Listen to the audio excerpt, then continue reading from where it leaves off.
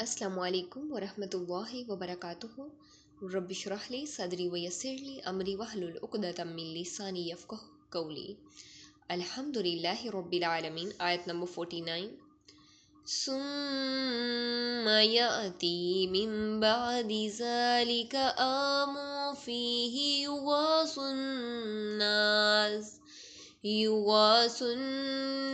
व फ़ीहि यअसिरून। फिर इसके बाद एक ऐसा साल आएगा जिसमें लोगों पर बारिश बरसाई जाएगी और इसमें वो रस निचोड़ेंगे।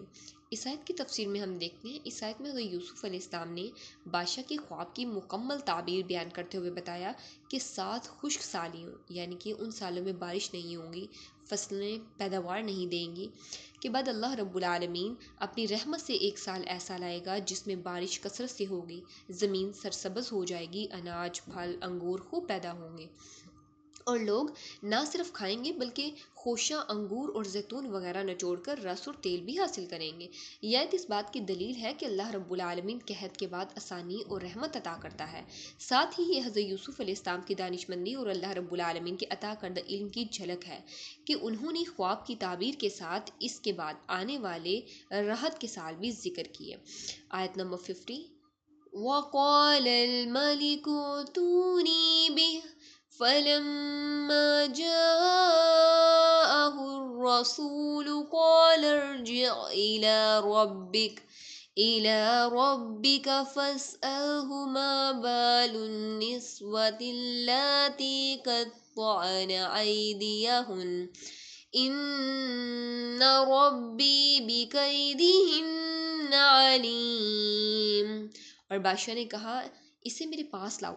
फिर जब कासिद उसके पास आया तो उसने कहा, तुम अपने आका के पास वापस जाओ, सो उससे पूछो कि इन औरतों का क्या हाल है जिन्होंने अपने हाथ काट दिए थे। यकीनन मेरा रब इनके फरेब को खूब जानने वाला है। इस आयत की तफसीर में हम देखते हैं, जब हज़रत यूसुफ़ अलैहिस्सलाम ने ख्वाब की ताबीर बयान कर दी तो बादशाह ने खुश होकर हुक्म दिया कि यूसुफ़ को कैद से निकाल कर दरबार में हाजिर किया जाए।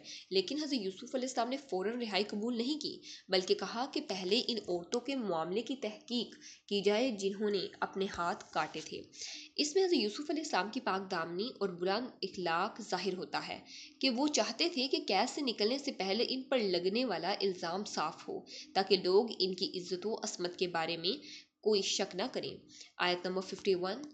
क़ाल मा ख़त्बुकुन्न इज़ रावत्तुन्न यूसुफ़ अन नफ़्सिही क़ुल्ना हाशा लिल्लाहि मा अलिमना अलैहि मिन सूअ क़ालत इम्रअतुल अज़ीज़िल आन हसहसल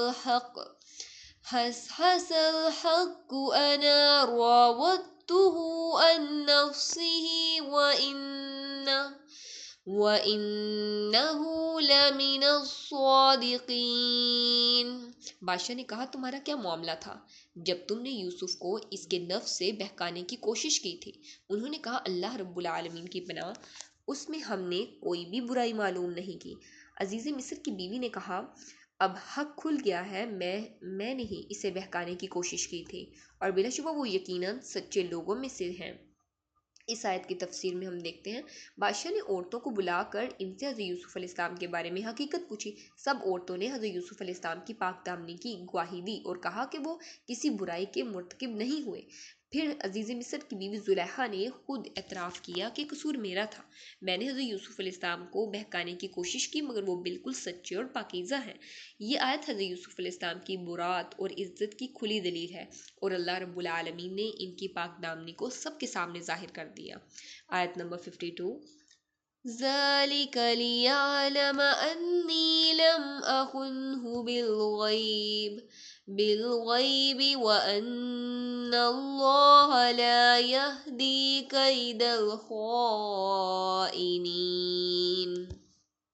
यूसुफ ने कहा, ये इसलिए है कि अजीज़ जान ले कि यकीनन मैंने अदम मौजूदगी में उससे ख़यानत नहीं की और यकीनन अल्लाह रब्बुल आलमीन ख़यानत करने वालों के फ़रेब चलने नहीं دیتا۔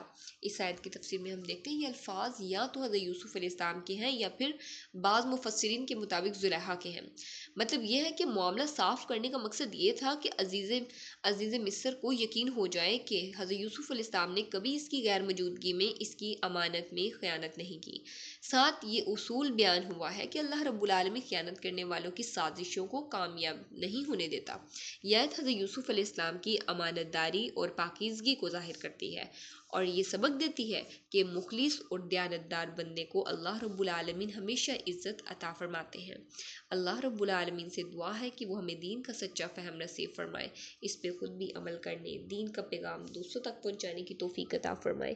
آمین۔ وآخر الدعوانا ان الحمد للہ رب العالمین۔ سبحانک اللہم وبحمدک نشہد ان لا الہ الا انت نستغفرک ونتوب الیک۔ السلام علیکم ورحمۃ اللہ وبرکاتہ۔